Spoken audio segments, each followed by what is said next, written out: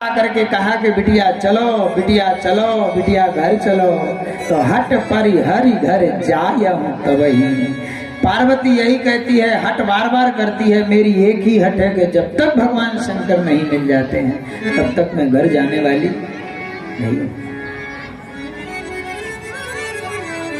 ठीक है, चले गए पिताजी, आंखों में आंसू भर के। बिटिया तो जाने का नाम ही नहीं ले रही। कोई बात नहीं।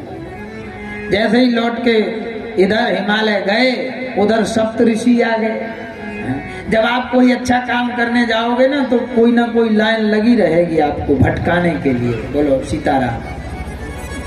हाँ, अब हम नहीं कह रहे, मानसकार कहते हैं कि जैसे ही हिमालय वहां से गए, मिला ही तुम्हारी जब सप्त ऋषि, मिला ही तुम्हारी जब सप्त ऋषि का, जाने तब प्रमाण गीषा, जाने तब प्रमाण गीषा। जय सिया राम, जय सिया राम, जय सिया राम, जय जय सिया राम, जय सिया राम, जय जय सिया राम, जय सिया राम, जय जय सिया राम। ये तो पार्वती जी की कथा हो गई। उधर पार्वती जी व्याकुल हैं भगवान शंकर के लिए, और आप इधर विचार करिए। चांटी थोड़ी कम कर दो, थोड़ी बंद कर लो।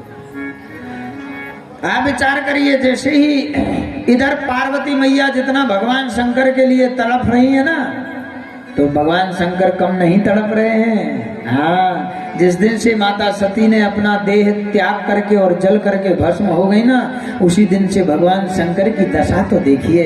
मानसकार कहते हैं कि भगवान शंकर की दशा ऐसे हो गई जैसे कोई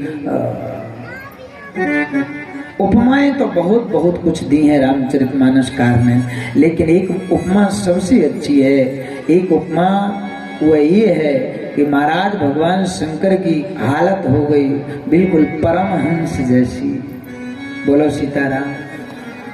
परमहंस जानते हैं?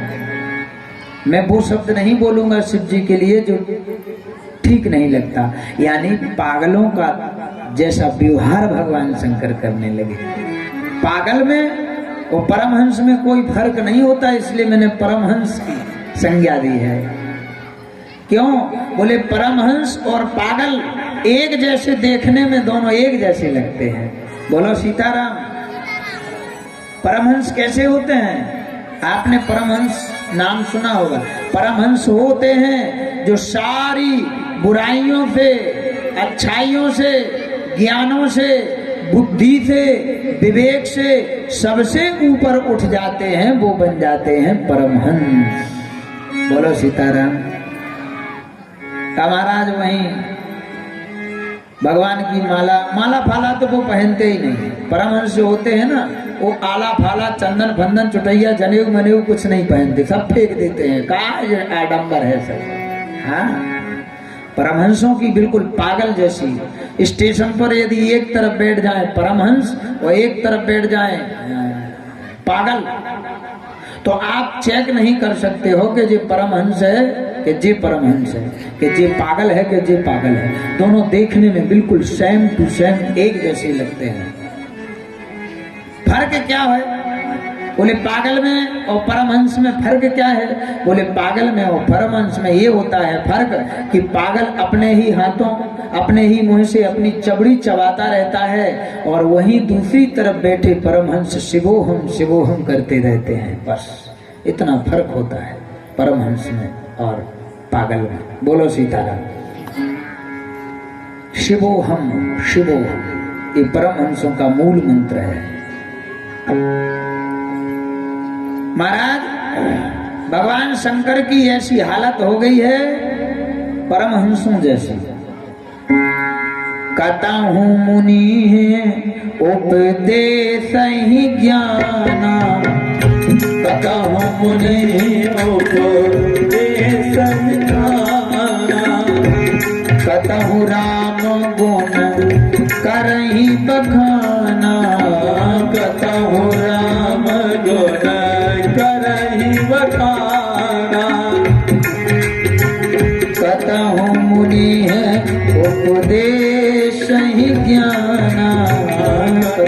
मुने उपदेश ज्ञाना। जय सिया राम जय जय सिया राम जय श्री राम जय जय सिया राम। भगवान शंकर की कैसी दशा है महाराज, ऐसी दशा हो गई कि बाबरे से दिख रहे हैं। जब से माता सती चली गई ना, भगवान शंकर कैलाश पर नहीं ठहरते, कभी नहीं।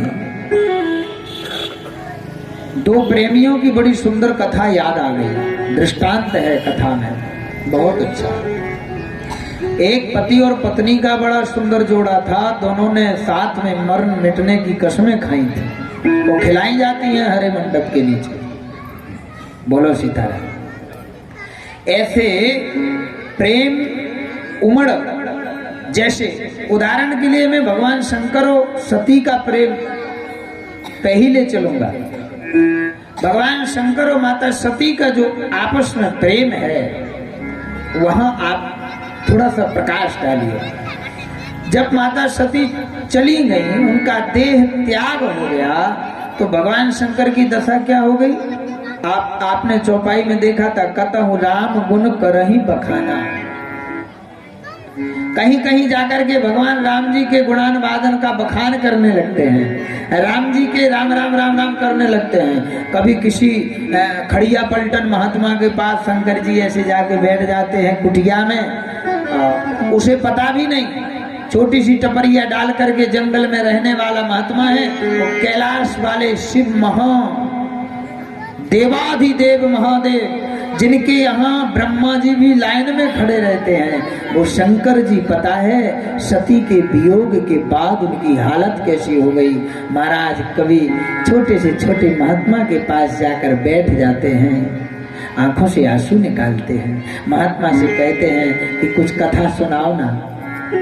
महात्मा कहते हैं, और जब महात्मा देखते हैं कि तो साक्षात त्रिलोकीनाथ शंकर आए हैं, तो महात्मा की सिट्टी बिट्टी गुम हो जाती है। ओ आपको कथा सुनाए हम? बोले बाबा आप? भगवान शंकर कहते हैं, भले आदमी सुना दो यार, तुम ही साथ नहीं दोगे का दुख में हमारा मन लग जाए, थोड़ा हमारा मन बट जाए थोड़ा।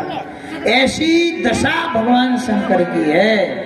तो जब भगवान शंकर की ऐसी दशा है, तो क्या पार्वती मैया भोजन नहीं त्याग सकती? वही सती ही पार्वती बन के आई, तो क्या वो सती अपने भोले बाबा को प्राप्त करने के लिए, तो इधर शंकर जी जितने छटपटा रहे हैं पार्वती को प्राप्त करने के लिए, तो उधर पार्वती भी कम नहीं छटपटा रही अपने भोले बाबा को प्राप्त करने के लिए। मानसकार ने लिखा था, कल हमने बताया था, चौपाई में वर्णन है, सती मरत हरि सन बर मांगा, सती मरत हरि सन बर मांगा, सती मरत हरि सन बर मांगा, सती मरत हरि सन बर मांगा, जन्म जनन शिव पद अनुरागा, जन्म जनन शिव पद अनुरागा। जय सिया राम जय जय सिया राम, जय सिया राम जय जय सिया राम। महाराज इस प्रकार से ज्यादा प्रसंग न बढ़ाते हुए, पार्वती मैया का तप बहुत बढ़ गया। भैया हो गूंजने लगी आवाज, अभी मारे तो ठीक कर दो, साफ आवाज नहीं आ रही।